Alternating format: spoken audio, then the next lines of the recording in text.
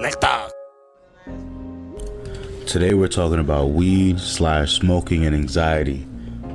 And this is this is something I've been dealing with for about 6 years or so.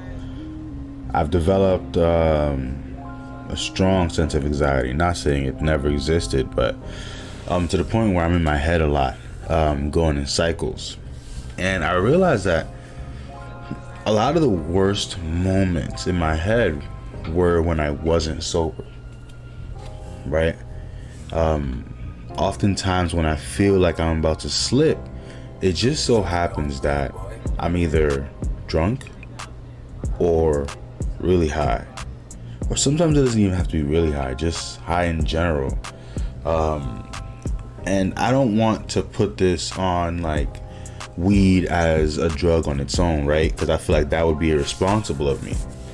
I think at the very least how it affects me, I think at first smoking would calm me down. It would help me mellow out. And for the first year or so, it was just beautiful. But after a while, it became something that I would do even after it would hurt me.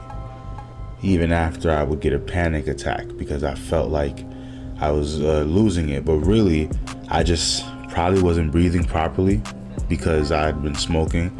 And after smoking, or rather in between smoking multiple blunts, I wouldn't really, be inhaling deeply. So I'm low on oxygen, my heart's pumping. Now I'm like, oh, why is my heart pumping?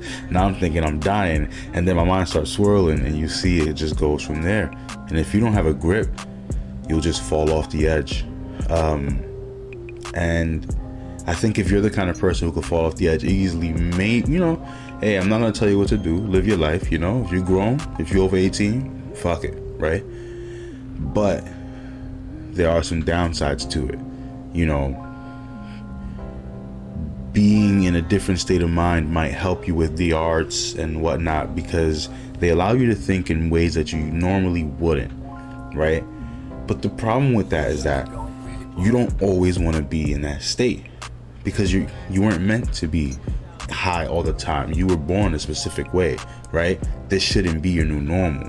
When you make being in an altered state your new normal, you don't really know what that can do to your psyche and how that could make your mind different over the course of years. And it's something we don't talk about because weed has already been criminalized enough, more than necessary. But I think not talking about the downsides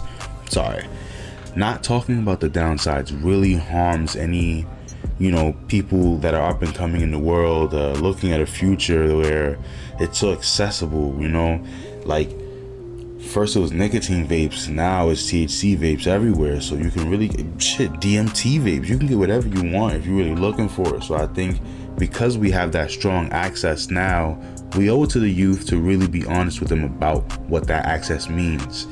And a part of it is risking an adverse effect in terms of that relaxing feeling you might be looking for. Some people don't always get that. Some people might get really nervous, their head might be on a swivel. With me, it really depends. If I'm with people and I'm having fun, it's easier, I'm chilling, I'm not really thinking about it. But if I'm alone, I find that it's not really something that calms me. It's something that makes me more worried because, I struggle with intrusive thoughts. And the problem with intrusive thoughts is that if you give them legs, they'll run. And now if you're not sober, just imagine what could happen, It's been something that triggers my anxiety lately, and being in an altered state of mind all the time, especially someone who deals with maybe, mental illness, you guys should probably really watch out because you don't know how it's going to affect you. Now, this is not speaking for people who use it medicinally for pain. That's a whole different beast to tackle. But even that kind, you're kind of in the same boat in that, after a while of being high all the time, it's just not going to be fun anymore. There's going to be certain things that you didn't have to deal with that now you do because you're a whole different person. Your brain chemistry has changed. You've unlocked a whole new chamber of your mind that wasn't there before, Not that, you know, humans can't produce the same level of highs, but it's just different, right? Working out as opposed to smoking weed, right? They both give me a high that I actually love. And that high it comes with a sharpness that being drunk or, you know, high off of, you know, bud or whatever the fuck, like those tend to have like a blanket over me, right? If it's alcohol, I feel like I'm a bit woozy. If it's bud or weed, I feel like there's like a blanket over me. You know, I said that already. I tried to find a different way to describe it, but by the end I just figured that's just the best way.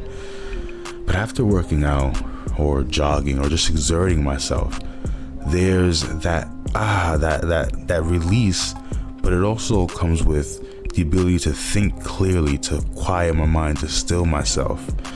And I think that comes from the fact that you earned that altered state instead of, and let me not speak generally, but at least for me, the guilt that comes with knowing that, yo, like, what are you really doing? Like, it's not really fixing your life. It's not doing anything for you. So that probably makes it worse.